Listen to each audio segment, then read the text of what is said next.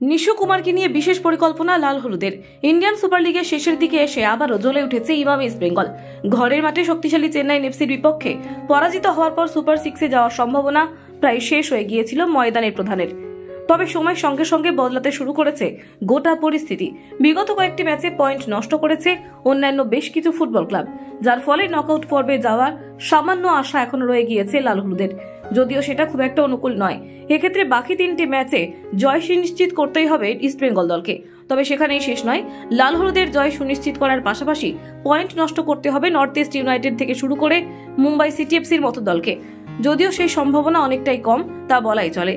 সূচি অনুযায়ী আগামী বুধবার নিজেদের ঘরের মাঠে আইএসএল এর পরবর্তী ম্যাচে খেলতে নামবে মশাল ব্রিগেড, যেখানে তাদের লড়াই করতে হবে শামিল চেম্বাকাথের হায়দ্রাবাদ এফসির সঙ্গে। উল্লেখ্য, টুর্নামেন্টের প্রথম লেগে একটি গোলের ব্যবধানে এগিয়ে থেকেও খুব একটা সুবিধা করতে পারেনি ইস্ট বেঙ্গল দল। প্রাক্তন ফুটবলার মনোজ মোহাম্মদের গোলে সমতায় ফিরেছিল নিজামের শহরের এই ক্লাব, যা নিঃসন্দেহে হতাশ করেছিল সকল সমর্থকদের। এবার সেই ঘটনা থেকে শিক্ষা নিয়ে 3 পয়েন্টের জন্য মাঠে নামতে চলেছে গতবারের সুপার কাপ জয়ীরা, কিন্তু এক্ষেত্রে বাধা হয়ে দাঁড়িয়েছে সেই চোট সমস্যা। উল্লেখ্য, গত পাঞ্জাব ম্যাচে খেলতে গিয়ে চোট পেয়েছিলেন তরুণ ফুটবলার পিভি বিষ্ণু। পরিস্থিতি খুব একটা গুরুতর না থাকলেও আসন্ন ম্যাচে তাকে মাঠে নামানোর ঝুঁকি হয়তো নেবেন না অস্কার ব্রুজেন। তাছাড়া ব্যক্তিগত সমস্যার দরুন চেন্নাই ফিরে গিয়েছেন নন্দকুমার। এই পরিস্থিতিতে কাকে উইঙ্গার হিসেবে খেলাবেন অস্কার, সেই নিয়ে উঠতে শুরু করে একাধিক প্রশ্ন।